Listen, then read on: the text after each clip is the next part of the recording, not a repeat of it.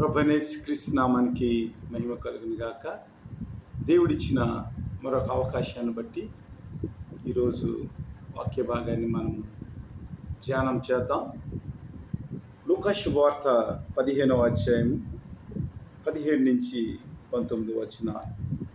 అయితే బుద్ధి వచ్చినప్పుడు వాడు, నా తండ్రి యొద్ద ఎంతోమంది కూలివాండ్రకు అన్నము సమృద్ధిగా ఉన్నది, నేనైతే ఇక్కడ ఆకలికి చచ్చిపోవచ్చున్నాను.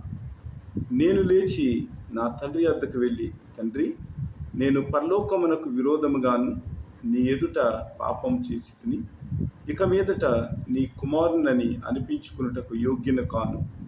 నన్ను నీ కూలివానిలో ఒకనిగా పెట్టుకునమని అతనితో చెప్పుదననుకుని లేచి తండ్రి వద్దకు వచ్చాను. దేవుడు మన వినికిడిలో ఈ వాక్యమును దీవించి ఆశీర్వదించిన గాక. ప్రియ స్నేహితులారా, ఈరోజు ఈ పాఠ్య భాగం నుంచి దేవుడు మనకిచ్చిన ఆలోచన బట్టి ఆయన కృపలో కొన్ని విషయాలను మనము లేఖనాల నుంచి గ్రహించేదానికి దేవుడు తన కృపను మనకు అనుగ్రహించును గాక. ఆమేన్. ఈ వాక్య భాగాన్ని కనుక మనము ఆలోచన చేసినట్లయితే, అనేక మార్లు తప్పిపోయిన కుమారుడిగా ఆ జీవితంలో జరిగిన విషయాల గురించి మనం ఎన్నోసార్లు ధ్యానం చేసి ఉంటాం. అయితే ఈరోజు మన పాఠ్య భాగంలో మనం నేర్చుకోవాల్సిన విషయాలు ఏమిటంటే, నిజముగా ఒక పాపి విషయంలో మారు మనసు వచ్చినప్పుడు, ఒక పాపి విషయంలో పశ్చాత్తాపం వచ్చినప్పుడు, పశ్చాత్తాపడిన పాపి యొక్క ప్రవర్తన ఎలా ఉంటుంది, పశ్చాత్తాపంలో వచ్చిన ఫలాలు ఎలా ఉంటాయి అనేది లేఖనాల్లో ఉన్న చిన్న కుమారుడి యొక్క జీవితాన్ని మనం ఆలోచన చేసినట్లయితే మనకు ఒక పశ్చాత్తాపంతో కూడిన వ్యక్తి యొక్క గుణ లక్షణాలను మనము గమనించగలుగుతాం. మొట్టమొదటిగా మనము ఆలోచన చేసినట్లయితే, ఈ వ్యక్తి జీవితంలో పాపం మీద ఒక విముఖత వచ్చింది.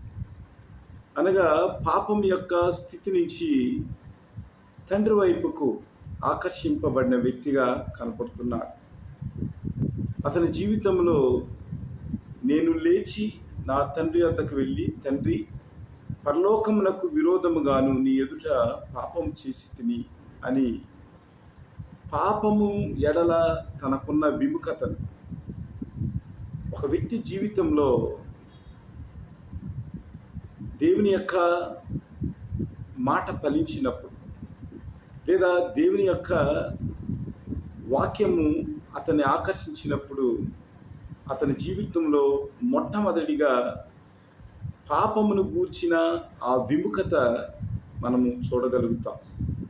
ఇక్కడ ఈ చిన్న కుమారుడి విషయంలో తండ్రి వద్దకు వచ్చి వాడికి బుద్ధి వచ్చినప్పుడు, అనగా తన జీవితంలో మారు మనసు వచ్చినప్పుడు, తన జీవితంలో పరివర్తన వచ్చినప్పుడు, తన జీవితంలో పశ్చాత్తాపం వచ్చినప్పుడు తండ్రి వద్దకు వచ్చి, ఇదిగో తండ్రి, నేను పరలోకమునకు విరోధముగా నీ ఎదుట పాపం చేస్తుందని ఒప్పుకున్నాను. అనగా తన జీవితంలో పాపం పట్ల విముఖత వచ్చింది.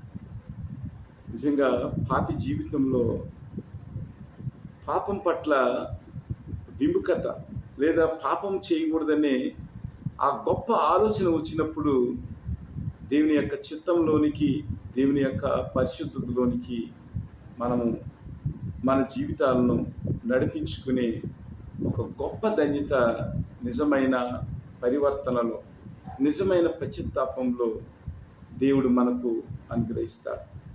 ఇక రెండవదిగా మనం చూసినట్లయితే, లోకాశలను త్యజించటం.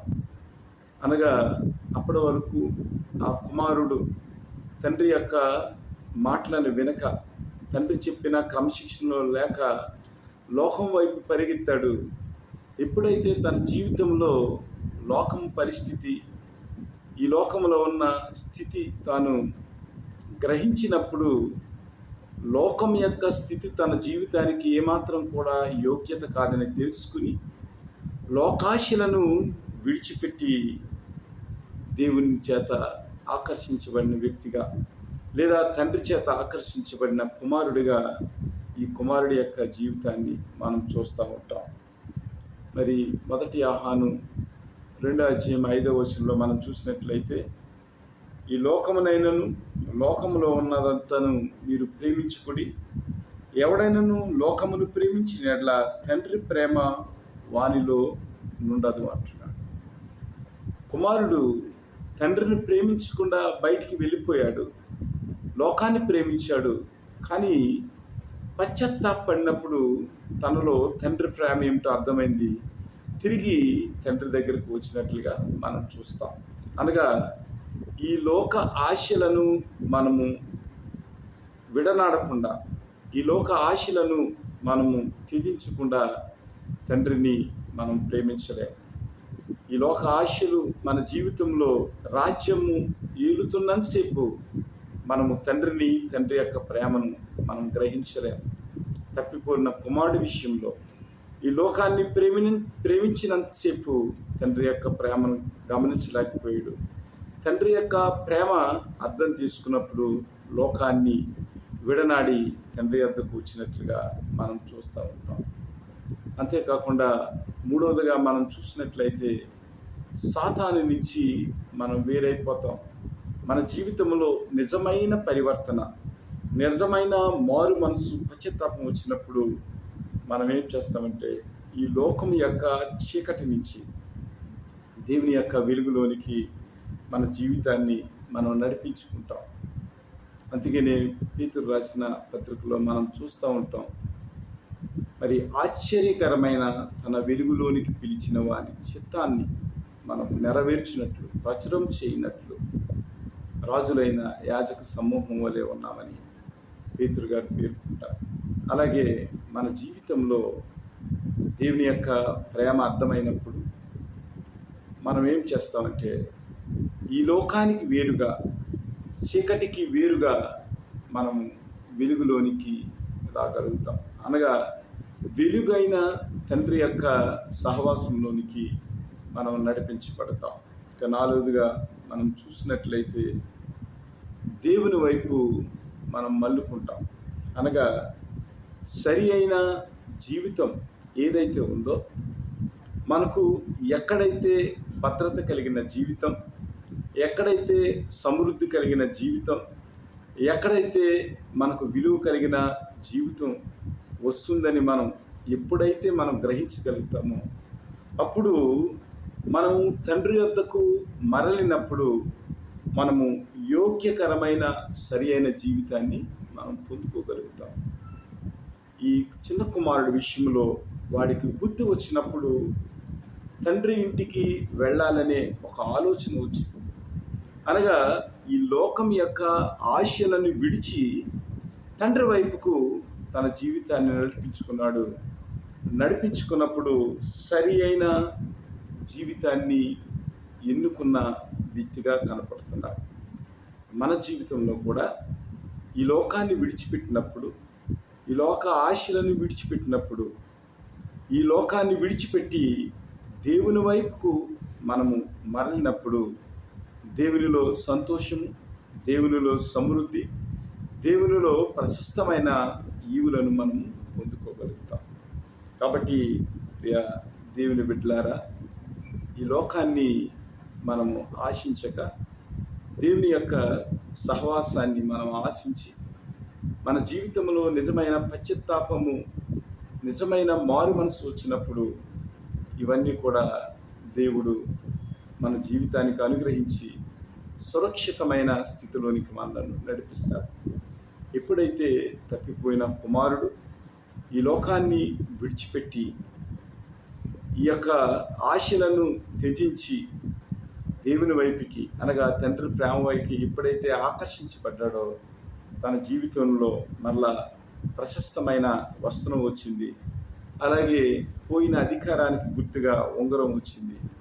అలాగే చెప్పులు, అది ఏదైతే తాను ఆ సిద్ధ మనసు, లేదా వాక్యం ఏదైతే తండ్రి వద్ద నుంచి విడిచిపెట్టాడో అవన్నీ కూడా తన జీవితంలో పొందుకున్నట్లుగా మనకు అగపడుతుంది. కాబట్టి నిజమైన పశ్చాత్తాప ఫలాలు మన జీవితంలో వచ్చినప్పుడు పాపం పట్ల విముఖత వస్తుంది. అలాగే లోకాశలను మనము జయించగలుగుతాం. అలాగే సాతానికి వేరుగా ఉండి దేవుని యొక్క వెలుగులోనికి మన జీవితం నడిపించబడుతుంది. అలాగే దేవుని వైపు మళ్ళినప్పుడు సరైన భద్రత కలిగిన, క్షేమం కలిగిన, సంతోషకరమైన ఆ స్థితిలోనికి మనం నడిపించబడి ఎంత గొప్ప వ్యక్తులుగా మనము ఈ జీవితంలో జీవిస్తామంటే, నిజమైన పశ్చాత్తాపం వచ్చినప్పుడు పౌలు చెప్తూ ఉంటాడు, జీవించే వారికి మీదట తమ కొరకు కాక తమ నిమిత్తము మృతి పొంది తిరిగి లేచిన వాని కొరకే జీవించుటకు ఆయన అందరి కొరకు మృతి పొందునని నిశ్చయించుకుంటున్నాం అంటాడు. అనగా మన జీవితంలో నిజమైన పశ్చాత్తాప ఫలాలు వచ్చినప్పుడు మనము కేవలము తండ్రి కొరకు జీవించే కుమారులుగా, ఇక మీదట మన కొరకు కాదు కానీ మనల్ని ప్రేమించి, మనల్ని విమోచించి, మన కొరకు తన ప్రాణం పెట్టిన క్రీస్తు కొరకు మనం జీవించగలుగుతాం.